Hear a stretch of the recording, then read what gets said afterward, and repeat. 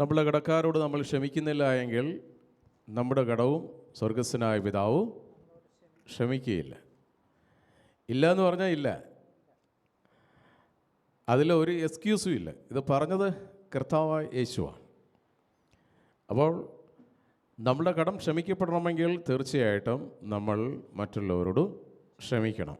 നമ്മുടെ ആത്മീയ ജീവിതത്തിൽ ഉണർവ് ഉണ്ടാകണമെങ്കിൽ നമ്മൾ ആരോടുള്ളമാണോ ക്ഷമിക്കാനുള്ളത് അവരോടെല്ലാം നാം ക്ഷമിക്കണം.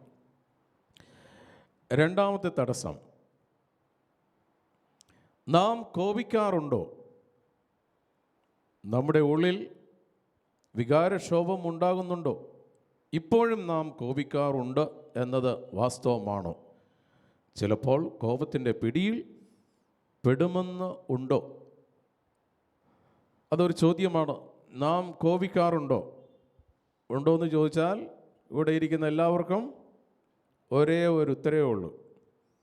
എന്താ അത്? ഉണ്ട്. ഓരോരുത്തരുടെ ആ ടെമ്പറമെൻ്റ് അനുസരിച്ചായിരിക്കും അതിൻ്റെ ഗ്രേഡ് വരുന്നത്. സ്തോത്രം. വചനപ്രകാരം നമുക്കതിനെക്കുറിച്ചൊന്ന് ചിന്തിക്കാം.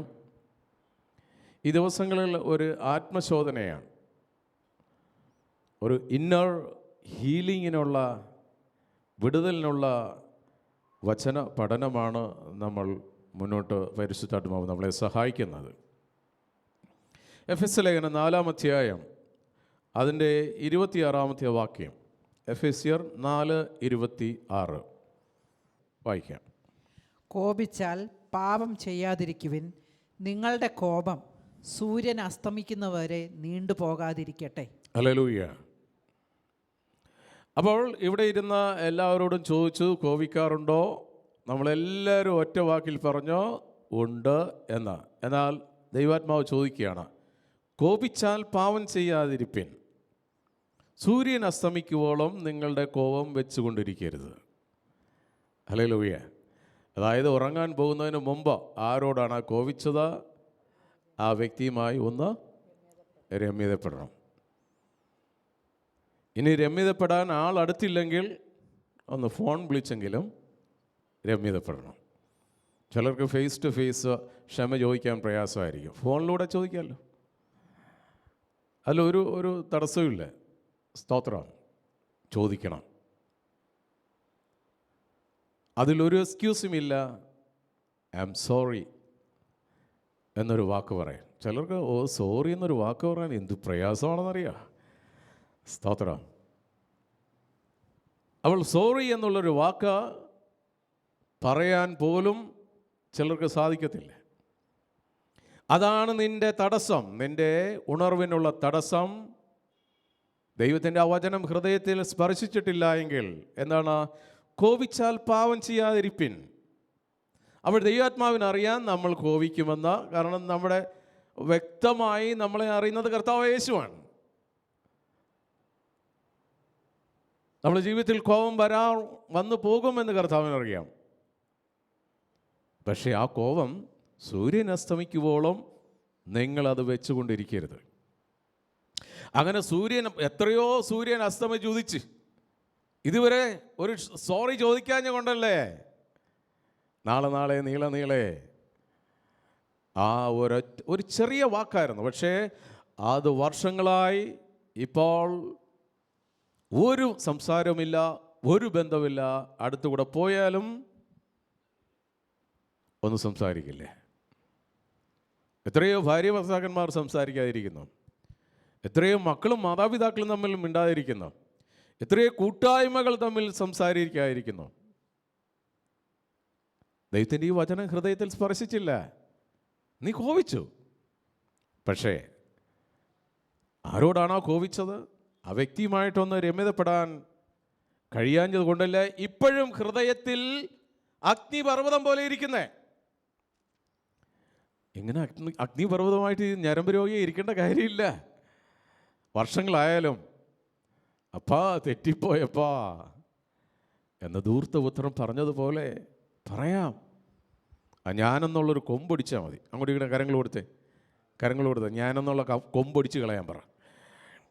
അപ്പോൾ തീർച്ചയായിട്ടും ഐ ആം സോറി എന്ന് പറയാൻ പറ്റും. ഹല്ലേലൂയ. ചില ഭാര്യമാർക്ക് ഭയങ്കര കൊമ്പാണ്. ഇവിടെ ഇരിക്കുന്നവരുടെ കാര്യമല്ല ഞാനീ പറയുന്നത്, ഇന്ന് വരാത്തവരുടെ കാര്യമാണ് ഈ പറയുന്നത്. സ്തോത്രം. സൂര്യൻ അസ്തമിക്കാൻ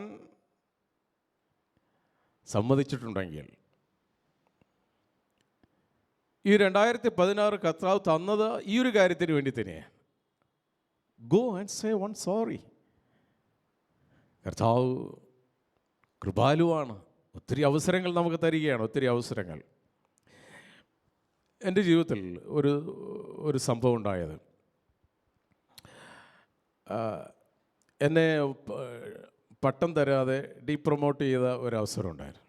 3 വർഷം ഞാൻ കാത്തിരുന്നു.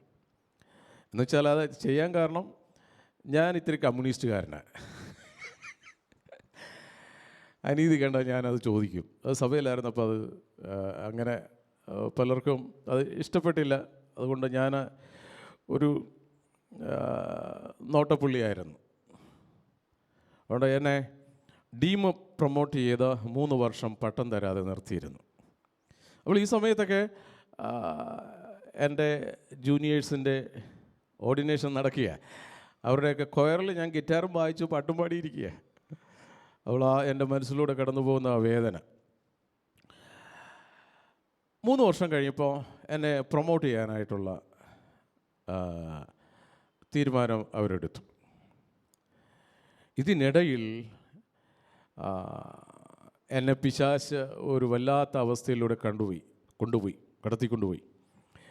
ഞാൻ എന്നെ ആരെല്ലാമാണോ വേദനിപ്പിച്ചിട്ടുള്ളത് അവരോടെല്ലാം പ്രതികാരം വീട്ടാനായിട്ട് ഞാൻ എടുത്ത തീരുമാനം ആത്മഹത്യ ചെയ്യുന്നുള്ള. അങ്ങനെ ആ തീരുമാനത്തിൽ അന്ന് ഞാൻ പൊന്നുരുന്നി ആശ്രമത്തിൽ, ആ തീരുമാനത്തിൽ ഒരു കയറും എടുത്തു വെച്ച് ആശ്രമത്തിൻ്റെ പള്ളിയുടെ അൾത്താരയുടെ മുകളിൽ തോരണം കെട്ടിത്തൂക്കുന്ന ഹുക്കുണ്ട്, അതിൻ്റെ മുകളിൽ അൾത്താരയുടെ മുകളിൽ തൂങ്ങിച്ചാകുക എന്നോടുള്ള. അങ്ങനെ ആ തീരുമാനത്തിൽ 3-4 ദിവസമായി ഞാൻ ഉറങ്ങിയിട്ട്. സാധാരണ ഞാൻ ആശ്രമത്തിലുണ്ടെങ്കിൽ എല്ലാവരും അറിയും ഞാൻ ആശ്രമത്തിലുണ്ടത്. അതുപോലെ ചിരിച്ചും ചിരിപ്പിച്ചും തമാശ പറഞ്ഞും ഒക്കെയാണ്. പക്ഷെ 3 ദിവസമായിട്ട് എനിക്ക് ഭക്ഷണം പോലും കഴിക്കാൻ പറ്റുന്നില്ല. കാരണം ഞാൻ ഈ ഒരു ചിന്തയിലായിപ്പോയി. 3-ാമത്തെ ദിവസം എല്ലാവരും ഉറങ്ങാൻ വേണ്ടി ഞാൻ കാത്തു. ഒരു 10-12 മണിയാവും എല്ലാവരും ഉറങ്ങാൻ പോകുമ്പോൾ. അങ്ങനെ ഞാൻ എൻ്റെ മുറിയിൽ മേശപ്പുറത്ത് ഇങ്ങനെ കയ്യും വെച്ച് കിടന്ന് എല്ലാവരും ഉറങ്ങാൻ വേണ്ടി ഈ തൂങ്ങാനുള്ള കയറും എടുത്ത് വെച്ച് ഞാൻ അങ്ങനെ ഒന്ന് ഉറങ്ങിപ്പോയി. അപ്പോൾ ഞാൻ കാണുന്നത് ദർശനം, ഞാൻ ഏതോ ഒരു പള്ളിയിൽ ധ്യാനിപ്പിക്കുന്ന സമയത്ത് അതിഭയങ്കരമായ പ്രകാശം. ഞാൻ വിളിച്ചു പറയാണ്, നീ സജീവനായ ദൈവത്തിൻ്റെ പുത്രനാണ്, നീ സജീവനായ ദൈവത്തിൻ്റെ പുത്രനാണ്. ഞാൻ മറ്റുള്ളവരോടൊക്കെ പറയും, നിങ്ങളും വിളിച്ചു പറ, നീ സജീവനായ ദൈവത്തിൻ്റെ പുത്രനാണ്. അങ്ങനെ പെട്ടെന്ന് ഞാൻ കണ്ണു തുറന്നു നോക്കിയപ്പോൾ 3:30 മണി. എൻ്റെ മേശപ്പുറത്ത് മുരിങ്ങൂർ ധ്യാന കേന്ദ്രത്തിൽ നിന്ന് വാങ്ങിച്ച ഈ വചനപ്പെട്ടി ഉണ്ടായിരുന്നു. ഞാൻ ഇങ്ങനെ ഒരു ദർശനം കണ്ടപ്പോൾ ഞാൻ അങ്ങ് ഭയങ്കരമായിട്ട് കരയുകയും വല്ലാത്തൊരവസ്ഥ. എന്തുകൊണ്ടാണ് ഞാനിങ്ങനെ കണ്ടെന്ന് അറിയാൻ വേണ്ടി ഞാൻ വചനം തുറന്നപ്പോൾ എനിക്ക് കിട്ടിയത് യെശയ്യാ 43:1 കർത്താവ് പറയാണ്, ഭയപ്പെടേണ്ട, ഞാൻ നിന്നെ പേര് ചൊല്ലി വിളിച്ചിരിക്കുന്നു, നീ എൻ്റെ സ്വന്തം. രണ്ടാമത് കിട്ടിയ വചനം, നിൻ്റെ ശത്രുക്കളോട് നീ ക്ഷമിക്കുക. നേരം വെളുത്ത് അന്ന് എനിക്ക് ഏറ്റവും കൂടുതൽ വൈരാഗ്യം ഉണ്ടായിരുന്ന ഒരു പ്രായം ചെന്ന ഇമ്മാനുവൽ അച്ഛൻ അവിടെ ഉണ്ടായിരുന്നു. എനിക്കിട്ട് എൻ്റെ പ്രൊമോഷനെല്ലാം തടസ്സം നിന്ന വ്യക്തിയാണ്. ഞാൻ രാവിലെ ഈ വചനം കിട്ടിയോടുകൂടി ഞാനൊരു കുഞ്ഞിനെ പോലെ ഇരുന്ന് മുറിയിലിരുന്ന് കരയുക. അങ്ങനെ രാവിലെ ബ്രേക്ക്ഫാസ്റ്റൊക്കെ കഴിഞ്ഞ് ഇമ്മാനുവേൽ അച്ഛൻ്റെ മുറിയിൽ ചെന്നിട്ട് ഞാൻ അച്ഛനോട് പറഞ്ഞ, എന്നോട് ക്ഷമിക്കണം, ഞാൻ അച്ഛനെ ഏതെങ്കിലും രീതിയിൽ വേദനിപ്പിച്ചിട്ടുണ്ടെങ്കിൽ എന്നോട് ക്ഷമിക്കണം. അപ്പം അച്ഛൻ പറയണേ, ആഹാ അപ്പം മുട്ട് മടക്കം അല്ലേ?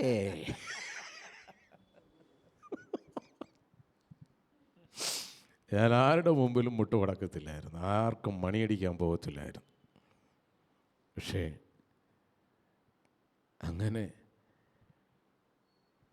ആ ഒരു ദർശനം ഞാൻ കണ്ടില്ലായിരുന്നെങ്കിൽ ഇന്ന് ഞാനിവിടെ ഉണ്ടാകത്തില്ല. അതാണ്, നിന്റെ ബന്ധനം മാറണമെങ്കിൽ ആരോടാണോ നിനക്ക് വൈരാഗ്യമുള്ളത് ആ വ്യക്തിയോട് നീ രമ്യതപ്പെടുമ്പോഴാണ് നിന്റെ വിടുതലിൻ്റെ വഴി കർത്താവ് നിനക്ക് തുറന്നു തരുന്നത്. ഹല്ലേലൂയ. അതിനുശേഷമാണ്, ഓർഡിനേഷന് ശേഷം കപ്പുച്ചൻ മിഷൻ ധ്യാനത്തിൻ്റെ ധ്യാന ഗുരുവായിട്ട് എന്നെ നിയോഗിച്ച് അങ്ങനെ കർത്താവ് ഒരു 9 വർഷം അവിടെ ഓടിച്ചതിന് ശേഷമാണ് ഫീൽഡ് മാറ്റിയത്. സ്തോത്രം. സുവിശേഷം എന്ന് പറയുന്നത് അനുഭവത്തിൽ നിന്ന് പറയേണ്ടതാണ്. സ്തോത്രം. നാം മറ്റുള്ളവരോട് ക്ഷമ ചോദിക്കേണ്ടി വന്നാൽ നിന്റെ പൊസിഷനൊന്നും നീ നോക്കരുത്. Come down and say I am sorry. അങ്ങനെ നീ സോറി പറഞ്ഞാൽ ദൈവം നിന്നെ ഉയർത്തും, മാനിക്കും. സ്തോത്രം. നമ്മളൊക്കെ നമ്മൾ ഈ കൊച്ചു കാര്യങ്ങളാണ്, പലതുള്ളി പെരുവെള്ളം എന്ന് പറഞ്ഞ പോലെ ഈ കൊച്ചു കാര്യങ്ങളാണ് നമ്മളുടെ ഉണർവിനും വിടുതലിനും തടസ്സമായി നിൽക്കുന്നത്. നമ്മൾ ദൈവസന്നിധിയിൽ ഒന്ന് ഇരുന്ന് ചോദിച്ചാൽ കർത്താവ് പറഞ്ഞു തരും, കാണിച്ചു തരും എവിടെയാണ് നിൻ്റെ ഉണർവിനുള്ള തടസ്സമെന്ന്. എഫെസ്യ ലേഖനം 4:26 പറയുകയാണ്, കോപിച്ചാൽ പാപം ചെയ്യാതിരിപ്പിൻ, സൂര്യൻ അസ്തമിക്കുവോളം നിങ്ങൾ കോപം വെച്ചുകൊണ്ടിരിക്കരുത്. സദൃശവാക്യങ്ങൾ പ്രോവർബ്സ് 14:29, സദൃശവാക്യം 14:29. ദീർഘക്ഷമയുള്ളവൻ മഹാബുദ്ധിമാൻ, മുൻകോപിയോ ഭോഷത്വം ഉയർത്തുന്നു. അപ്പോൾ ദീർഘക്ഷമയുള്ളവൻ മഹാബുദ്ധിമാൻ എന്നാണ് പറയുന്നത്. മിക്കവരും തന്നെ ബുദ്ധിമാന്മാരാണ്, ഇവിടെ ഇരിക്കുന്നവരെല്ലാവരും ബുദ്ധിമാന്മാരാണ്. പക്ഷെ അതിൻ്റെ മുമ്പിൽ മഹാബുദ്ധിമാനാകണമെങ്കിൽ നീ ദീർഘക്ഷമയുള്ളവനായിരിക്കണം. സ്തോത്രം. മുൻകോപിയോ ഭോഷത്വം ഉയർത്തുന്നു. അപ്പോൾ മഹാബുദ്ധിമാനുള്ള ഒരു ഗുണമാണ് അവൻ കോപിക്കും, പക്ഷെ അവൻ്റെ കോപം ദീർഘനാൾ വെച്ചുകൊണ്ടിരിക്കില്ലേ. സ്തോത്രം. ദൈവത്തിൻ്റെ വചനം വീണ്ടും പറയാം. കൊളോസ്യ ലേഖനം 3:8 വായിക്കാം. ഇപ്പോഴോ നിങ്ങളും കോപം, ക്രോധം, പക, പരദൂഷണം, അസഭ്യ സംസാരം ഇവയെല്ലാം നിങ്ങളുടെ വായിൽ നിന്ന് നീക്കിക്കളയുവിൻ. അപ്പോൾ ഇതെല്ലാം ഒരു സഭയിൽ വരുന്ന ദൈവമക്കളിൽ അടിഞ്ഞു കിടക്കുന്ന ക്ലാവാണ്. ക്ലാവ് പിടിച്ചിരിക്കുന്ന, നമ്മൾ സാധാരണ വോട്ടുകളൊക്കെ വൈകുന്നേരം പണ്ട് കാലങ്ങളിൽ അത് കത്തിക്കുന്നതിന് മുമ്പ് ഒന്ന് തേച്ച് മെനുക്കി നല്ല വെട്ടിത്തിളങ്ങുന്ന വിളക്കുകളാണ് കത്തിച്ചു വയ്ക്കുന്നത്. അതിൻ്റെ ക്ലാവ് കളഞ്ഞു. അതുപോലെ തന്നെയാണ് നമുക്കും നമ്മളെ പറ്റിപ്പിടിച്ച ക്ലാവാണ് കോപം, ക്രോധം, ഈർഷ്യ, വായിൽ നിന്ന് വരുന്ന ദൂഷണം, ദുർഭാഷണം ഇവയൊക്കെയും. അവയൊക്കെ വിട്ടുകളയുവിനെന്നാണ്. ഉണർവിനുള്ള തടസ്സങ്ങളിൽ രണ്ടാമത്തെ പോയിന്റ്, നാം കോപിക്കാറുണ്ടോ? കൊളോസ്യ ലേഖനം 3:8 കർത്താവ് പറയുകയാണ്, ഇപ്പോഴോ നിങ്ങളും കോപം, ക്രോധം, ഈർഷ്യ, വായിൽ നിന്ന് വരുന്ന ദൂഷണം, ദുർഭാഷണം ഇവയൊക്കെയും വിട്ടുകളയുവിൻ. സ്തോത്രം. മത്തായിയുടെ സുവിശേഷം 5-ാം അധ്യായം 22 മുതൽ 24 വരെയുള്ള വാക്യങ്ങൾ.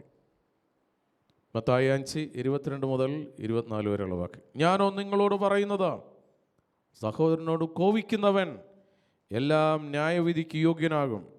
സഹോദരനോട് നിസ്സാര എന്ന് പറഞ്ഞാലോ ന്യായവിധി സഭയുടെ മുമ്പിൽ നിൽക്കേണ്ടി വരും. മൂഢ എന്ന് പറഞ്ഞാലോ അഗ്നി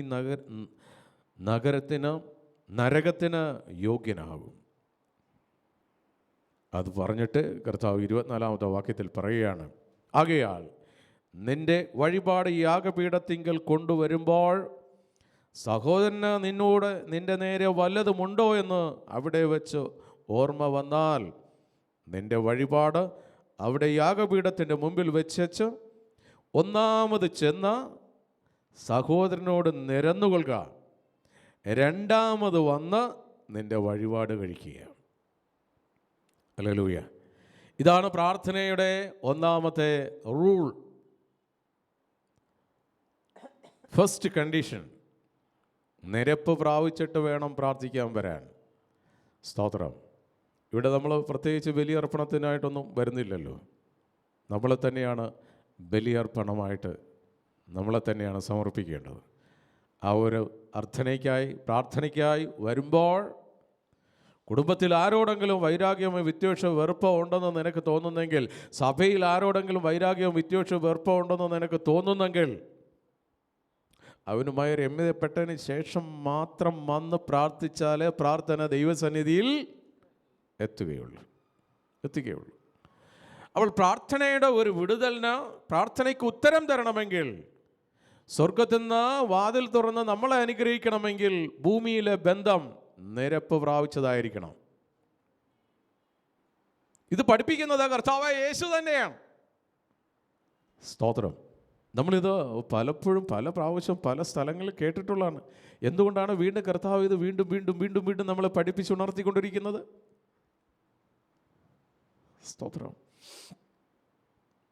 തഴക്കം വെക്കുന്തോറും നമ്മൾ പിടിവാശിയിലും അതേപോലുള്ള മർക്കട മുഷ്ടിയിലും ഇരുന്ന് ദൈവം തരുന്ന ആ അനുഗ്രഹം നഷ്ടമാക്കി കളയാതിരിക്കാനാണ് വീണ്ടും കർത്താവ് നമ്മളെ പഠിപ്പിക്കുന്നത്. ഞാനോ നിങ്ങളോട് പറയുന്നത്, സഹോദരനോട് കോപിക്കുന്നവനെല്ലാം ന്യായവിധിക്ക് യോഗ്യനാകും. സ്തോത്രം.